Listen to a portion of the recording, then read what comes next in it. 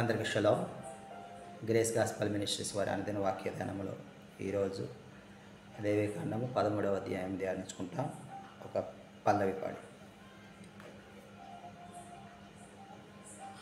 యోగ్యతయు లేని నాయడ నీ కృప చూపితివి, వట్టి పాత్రను మహిమతో నింపి మార్గము నీవైతివి.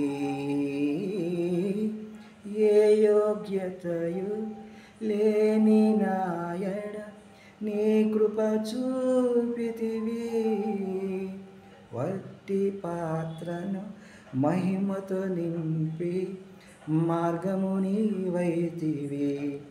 నీ చిత్తమే నా యందు నెరవేర్పవ్వాలని, నీ సేవయే నా శ్వాసగా కడవరకు నిలవాలని. నీ చిత్తమే నా యందు నెరవేర్పవ్వాలని, నీ సేవయే నా శ్వాసగా కడవరకు నిలవాలని. నామది నిందెను ఆశతో నే పాడేదా స్తుతి గీతం.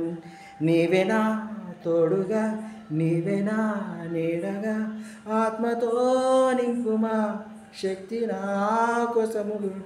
నా చేయి పట్టి నన్ను నీతో నడుపుము యావే. నీ దయలో నీ కృపలో కాచితివి గతకాలము. నీ ఆత్మతో నన్ను నింపుమా, నీ సేవలో ఫలింపగా యావే యావే. లేవీకాండము 13వ అధ్యాయము 47వ వచనం.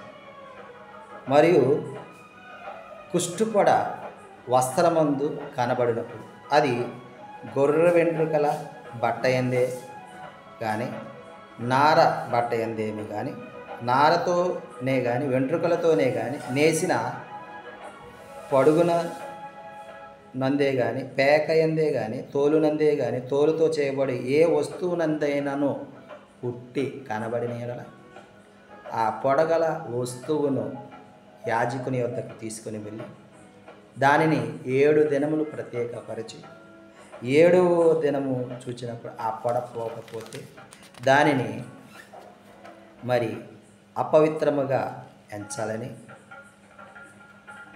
ఆ అపవిత్రమైన దానిని అగ్నితో కాల్చివేయాలని సెలవిస్తూ ఉన్నాడు. అలాగుననే మరి ఆ కుష్టిగల ఆ వస్త్రమును తీసుకొని వెళ్ళి ఉదికితే ఆ పొడ పోతే అది దానిని పవిత్రముగా ఎంచాలని తెలియజేస్తూ ఉన్నాడు. కాబట్టి ప్రియమైన సహోదరి సహోదరులారా, పొడగల దానిని మనము యావేకి అర్పించకూడదు.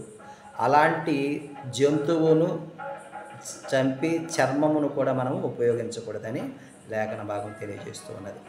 కాబట్టి ప్రియమైన సహోదరి సహోదరులారా, వీటి యందు మనము జాగ్రత్త వహించి ఆమె ఎలోహిం వారికి, యావే వారికి మనం మహిమకరముగా ప్రతి ఒక్క దానిని అర్పించేవారిగా, మనం ఉపయోగించేవారిగా మనము నేర్చుకున్న బద్ధులమై మరి విన్న వాక్యమును బట్టి మనము ఆశీర్వదింపబడి ఫలింపబడినట్లుగా మన ప్రవర్తనను, మనం ఇచ్చే అర్పణను ఆ విధముగా అర్పించునుగాక. ఆమేన్.